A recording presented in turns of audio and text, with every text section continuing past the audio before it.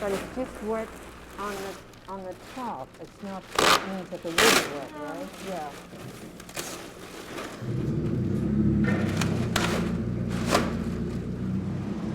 I make the full-scale model out of 4x4 cedar beams. And each 4x4 that gets cut influences the following one, and so on. So in some way, the building of this is just a reaction to what's already there.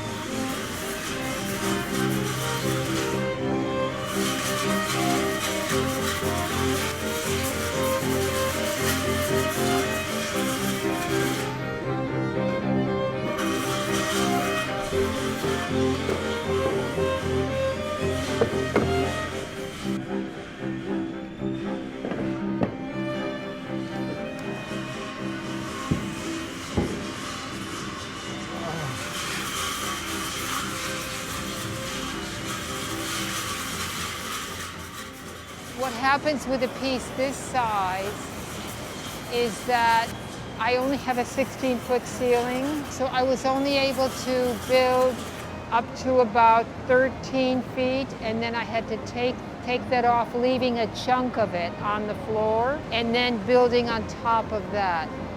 Very hard, because I always have to be aware of what's all around me. You're looking on the side of it, so that's a whole different way of working.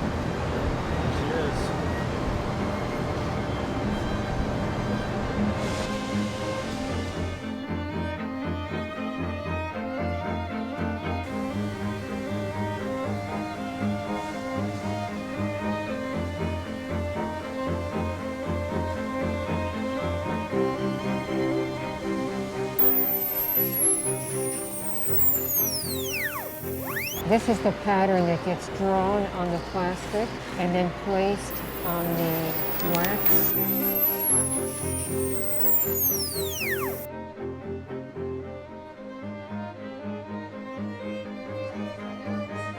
This bronze, it's done its job. Cut it Cut off it off. and throw it back in the crucible. Yeah. And what we're after is this surface recorded accurately in metal. That's the art. After the bronze gets put into it, they have to hammer off that ceramic shell. It's very tough, very hard.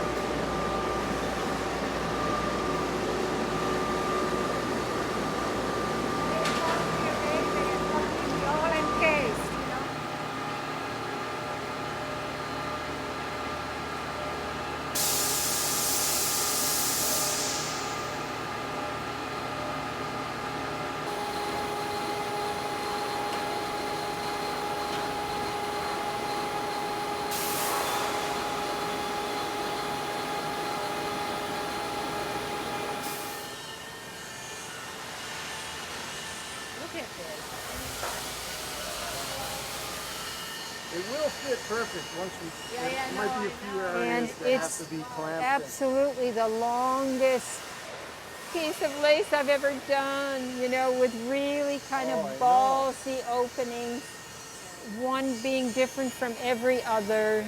Because, you know, I never see the top this close up again. I Once it's up there, know, I know.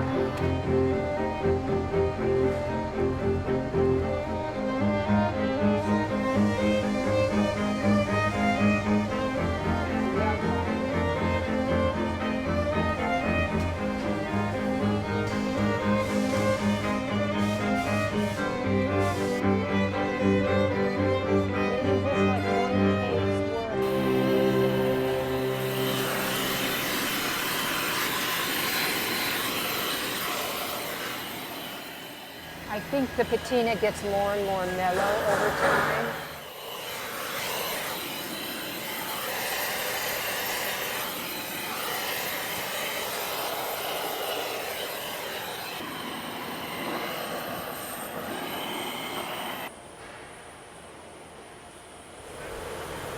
We've been at this for, I guess, 4 whole days so far. We have like 3 people on torches. Probably take another day or 2. Scotch tags. Cut 2 circles out of them and put them around something that rotates very heavily, and then rub them on the surfaces that come out. And when I do that, I keep thinking that I want to pretend that I'm the wind. I think it will be perceived, as something truly majestic and magnificent. And I think I want to make sure that everybody understands sort of what the underlying aspects were, not just the creativity, the process that was involved to actually create the finished sculpture.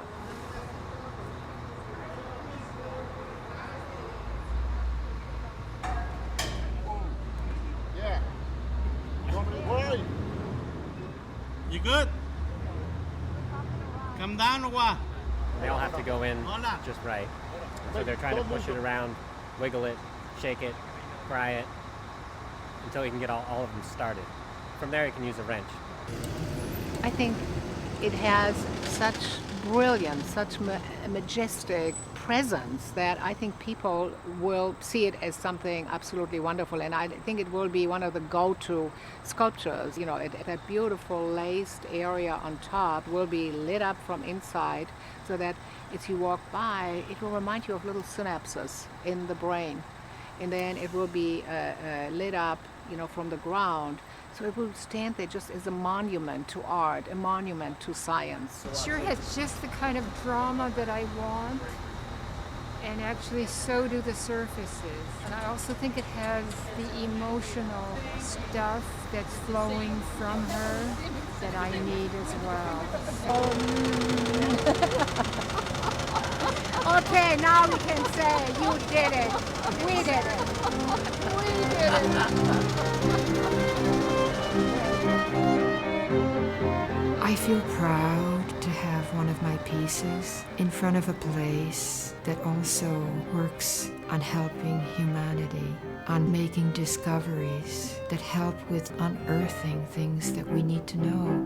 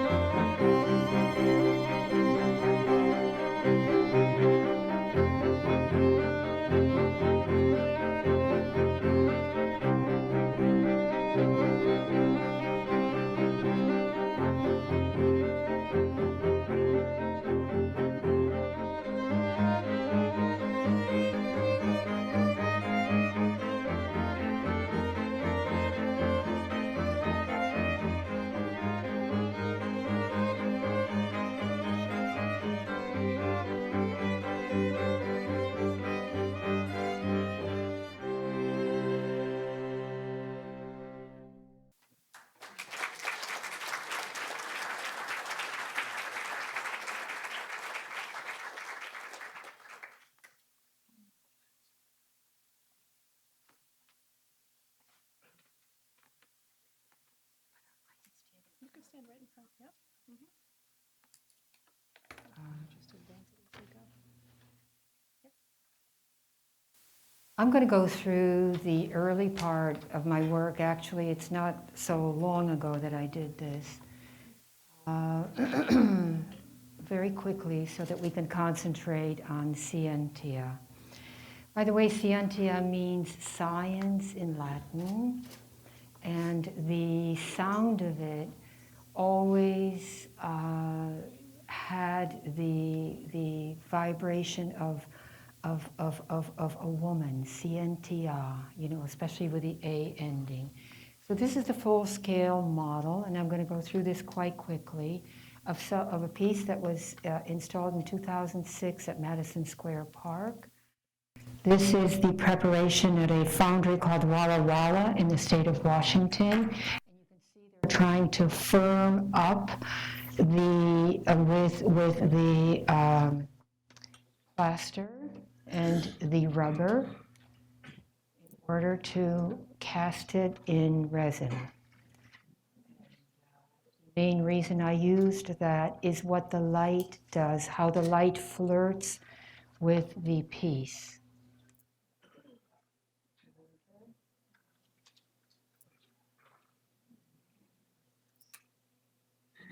This is the most beautiful in that they feel almost like scales. It's very fragile. It hangs very close to the body of the piece, but there's an undercut in there. In Sweden, to Jordan, it's an island. This is a piece that can go in a corner. It can go onto the ceiling, or it can just hang as it does here. And it starts with something that's very squeezed and then lets itself go as it comes down.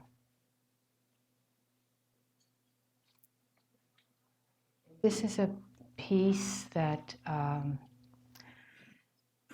is that of some creature that cannot be told, you know, what it is, but you can feel the way in which it might move just by the way that the belly hits the ground.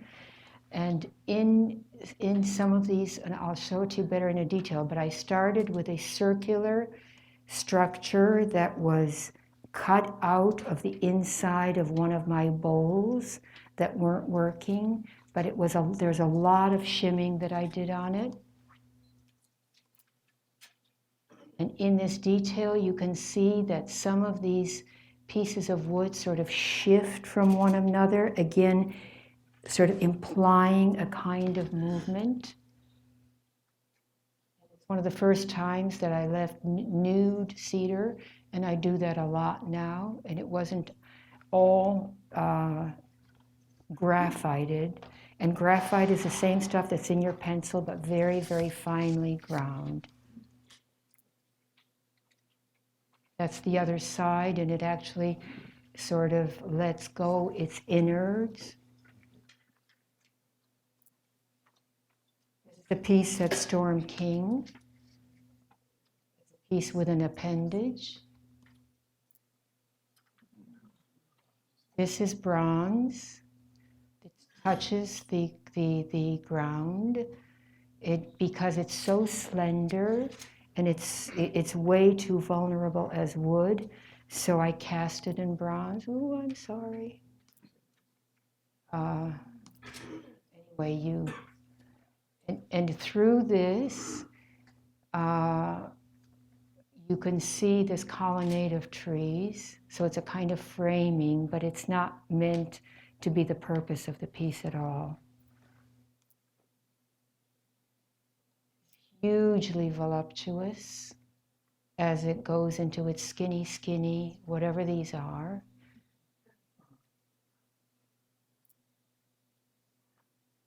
This is at Storm King, if any of you have ever been there. It's a huge park. It's probably one of the most beautiful sculpture parks in the world. And you get the sense of the scale here. Winter. My studio, and I often have little bits of things hanging around that I thought one day might have possibilities. Often they don't, but sometimes they do. And this one's already destroyed. I destroy a lot of my work that I don't want around anymore. Smaller. This is a piece that I made. Again, all of this is out of cedar, 4x4s. And it's a piece that really felt kind of boring because all of it had a little bit of the same kind of thing as happens here, these sort of wave-like structures. So when I got more carried away, it made more sense. Piece at the decor of a museum. That's resin as well. Now this is a process. I specifically included this just to show you that this started as a bowl and it was so boring that I sliced it up. You see the slices and you see that each of these forms are at a different level now. They sort of shim inside more and outside so that there's more going on, and these are shims that are stuffed in all of their openings. Then I laid it down, and none of this was particularly planned, but I couldn't standing up anymore. Laid it down.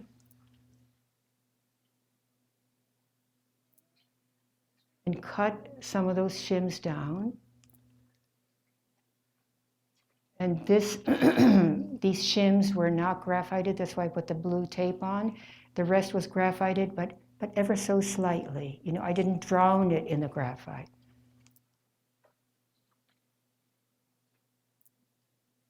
Putting it on.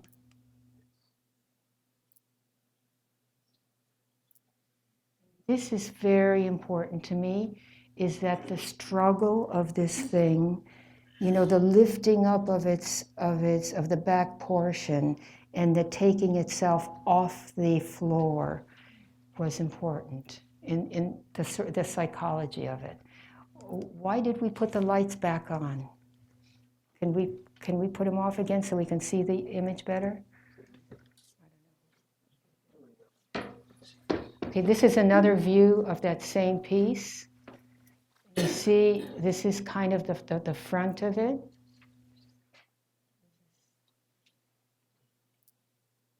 Okay, this is another paper. This is a paper piece. I made this this relief out of cedar. I covered it with a paper called abaca paper. That is a very incredibly strong paper. It's made from the stem of the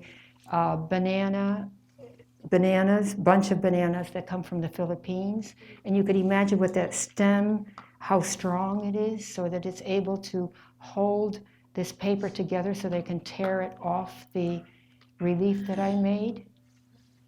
Put all the squares together, hanging it. And the most beautiful thing is that it drank the juices out of the cedar. This is the kind of color that I can take, or this is the kind of color that feels good to me. And I love this so much that I made another one out of the same relief, and there's no more juice to be gotten. You know, that was all white, so you can't. This is a piece called Cross Mirage, and I think I'm going to go more quickly without particularly explaining, but it's kind of a play with the grid of the 4x4s and the organic structures underneath.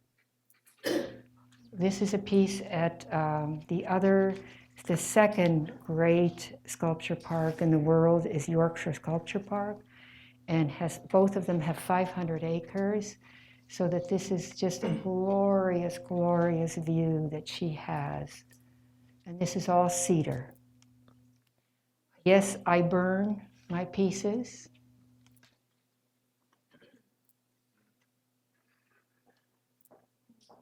This is the latest piece, one of the later pieces, where I start gouging into the surface. And this is a piece that has also an appendage on it, but this appendage is fated to have the same kind of perforations that the top crown has on your piece. And this is vinyl that I'm putting on, and they're little families that I get together, and much of it is horizontal, but I don't want to be boring and predictable, so that this arm, it's not really an arm, it's whatever that is, has, you know, huge indentations.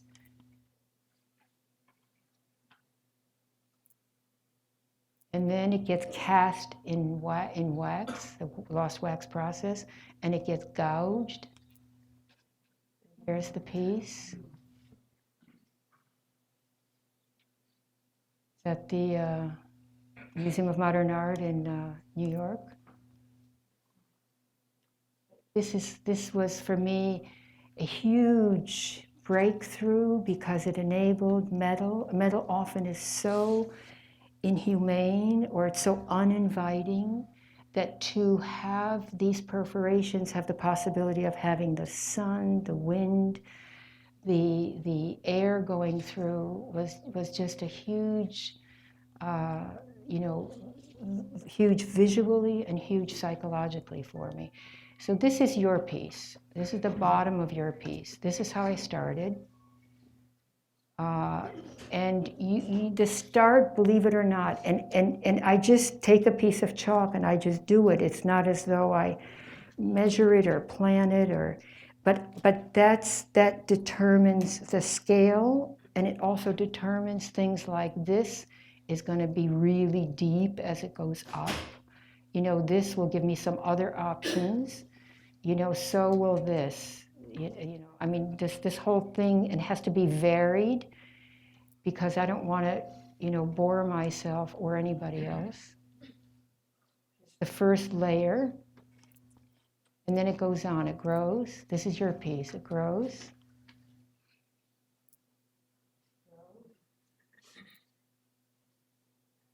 This is Olin and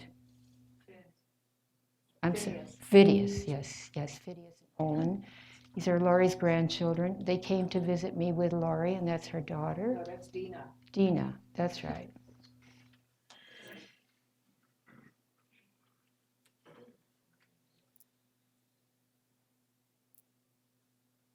You see the top part of your piece, and you see the bottom part. So altogether, it ends up being 25 feet. And the very top, the 5 feet of the top, is what is used to make the wax, the lost wax process cast, so that we can get all of those perforations. Gluing of the piece, we glue 1 layer a day. Very, very labor intensive. It's almost like medieval. And then we make these donuts so that we can transport it, and so we can stack it one on the other. This is at the Foundry. When this is part of the result of the sand casting, the bottom portion of the piece, the bottom 80% of the piece. That's the result of the sand casting. And this is it's almost like molten lava that they pour into the cast. Molten bronze. These are the sections that get welded, TIG welded.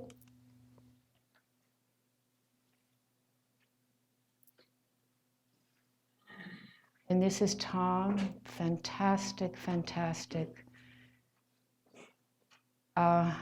assistant and fabricator of works, who has worked on my work for many years, knows and cares enormously and knows what he's doing. This is my making a drawing for the crown part of the piece, for the top part of the piece. And this is what gets laid into the crevices of the top part of the piece. This one, I exaggerated the fingers a lot. They're not fingers, they're little flames, whatever they are, you know, they reach out to the sky considerably. This is the lace. that is handled, that is cut through the wax with a tool that vibrates something like 500,000 times a minute. That is, not vibrates, but turns. See that drawing that I did gets put on a plastic sheet, and then that plastic sheet gets placed on top of the wax.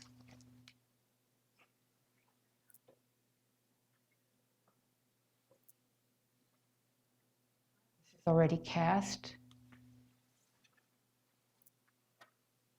Now he's welding onto the surface. This is the inside of the piece with Dennis working on it, who was another one that was amazing with this piece. Spend a tremendous amount of time where he's welding the lace onto the surface. And I hate to call it lace because it's not, I've never worn lace. It's not, but I don't know what else to call it. What? Holy. Holy?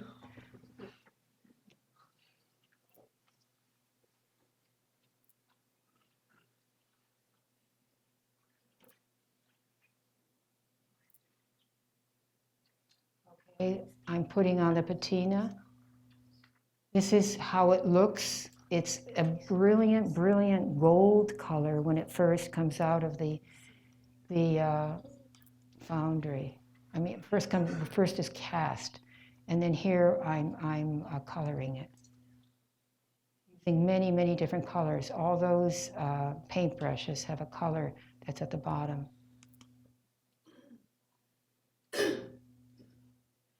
And the nice thing is when you, and it's best on a cold day, when you heat her body, that bronze body, it starts, affecting your own body, and she becomes almost like this friendly mom, this warm mom.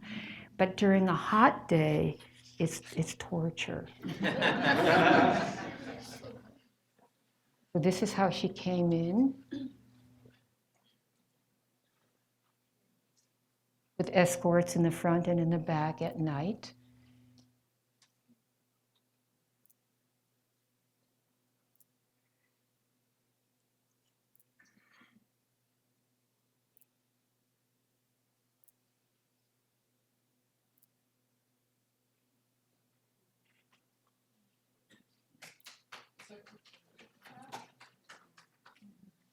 You see, this is what it looks like on a sunny day. See it on a sunny day.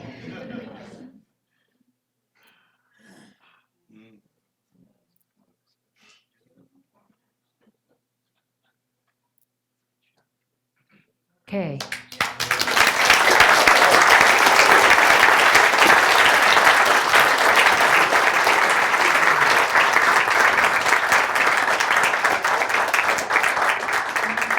Do you have any questions?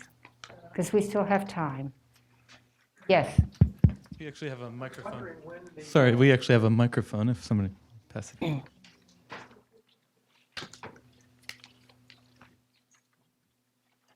I was wondering when the lost wax method is most appropriate and when the sand casting is the optimal choice? The lost wax can do anything, it can do the finest. You can put your hair into your model and it will record that hair. And it records it so thoroughly that it drove me nuts when I did a whole piece that was done in a lost wax process, because every single growth ring and every single, that was on the wood itself would stick out. You could feel it. It's like pimples all over it.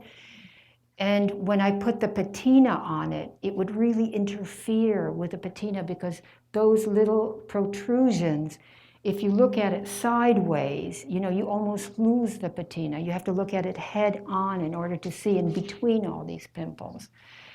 So it's really fair. It gets fairly obvious as to when to do it, but it has to be the lost wax in order for all of the channels to be able to reach. When you do that lace part, It is so fine. It is so difficult to get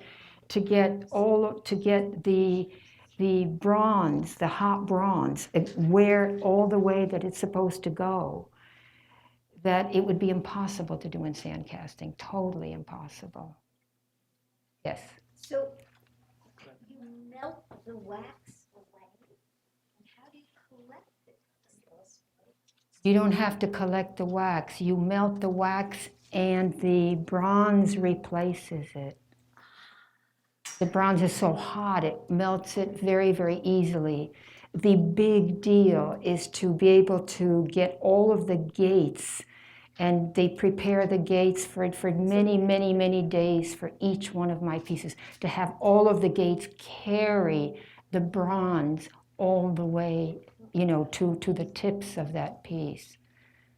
Because it's such little spaces to fill.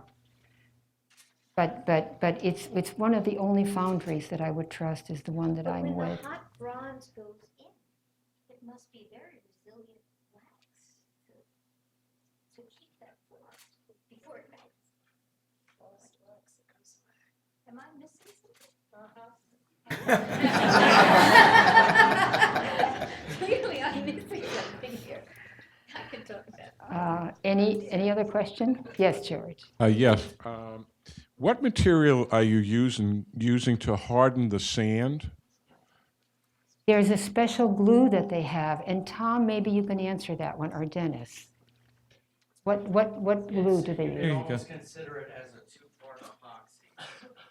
There are two chemicals that by themselves are inert. When you combine them, such as when you combine an epoxy pipe and an epoxy parquet and parquet, and over a period of time, it cures and it becomes quite hard enough to withstand the temperature of molten bronze being poured onto it or into it, or both. And sand casting has a way of making it so silky, so that the whole bottom part of your piece, you can touch, and it just feels so good to the touch. And it's not true with the lost wax process. But I want the two of you to stand up, and I want to tell all of you how hugely, hugely important these people are to the fabrication.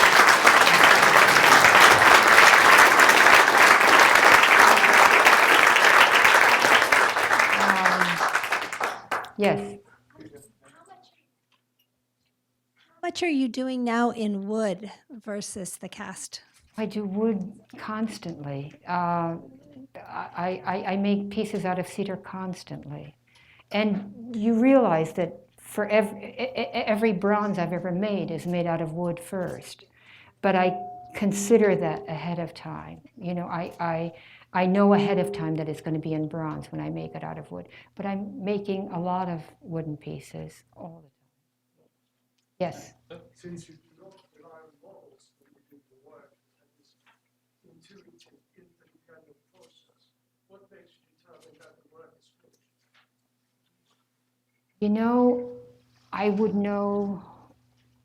would know no better if I did a drawing first or a model first that the work was finished than I know if I do it intuitively. And often it's a question mark. Often I have one piece that I've been working on for 11 years, and I've been altering it, and I've been cursing it. Because it's so big, I want it out of my studio. So I keep trying to figure out ways to make it so that it feels finished. But the word finished is got, meanings that can be hugely varied. And sometimes the beauty lies in it not being finished, as others would think, but yes, Tom. When did you know? When did you finally realize, as a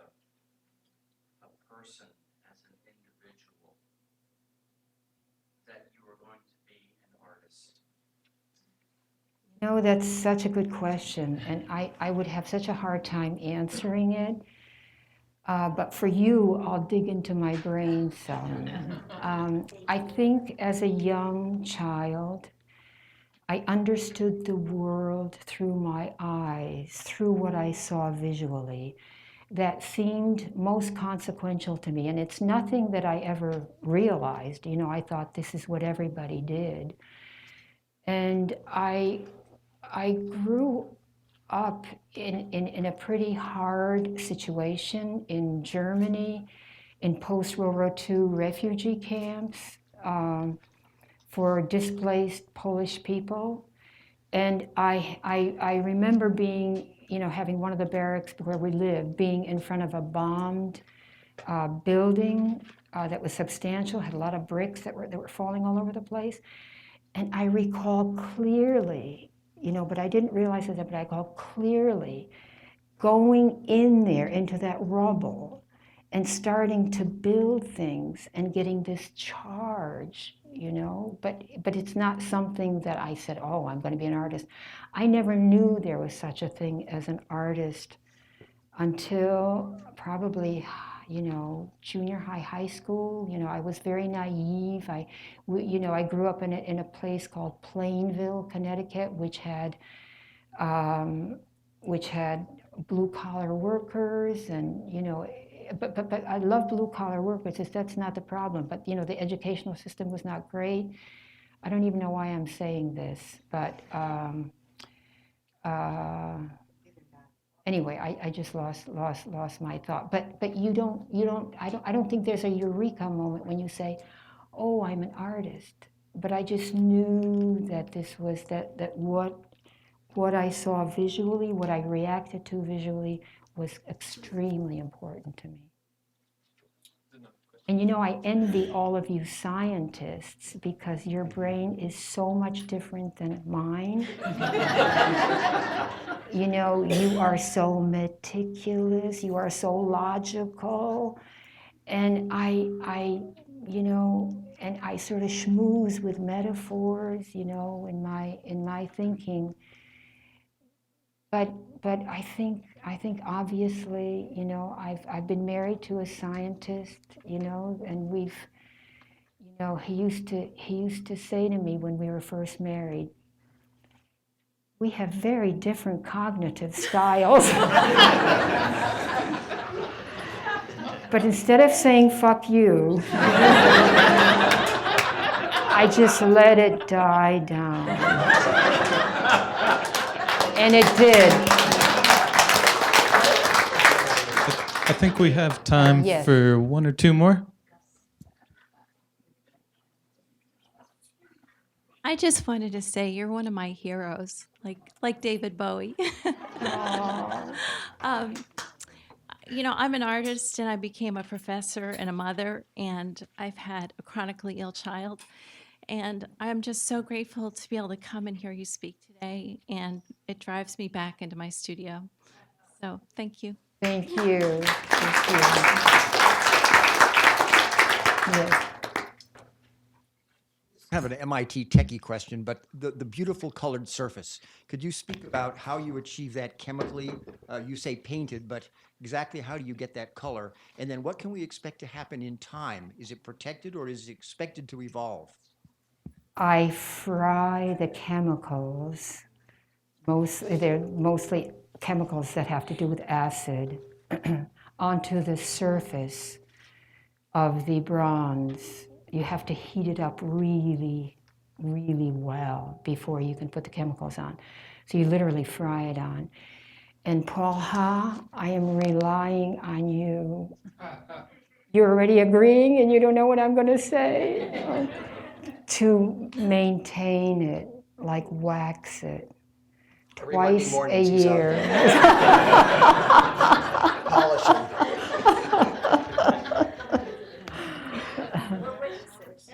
So if it gets waxed twice a year, it will do well. And it's in the contract, Lori says. Yes, yes. Ursula, thank you so much. This gave us such a tremendous insight into your mind. Thank you all for coming. Thank you. Thank you.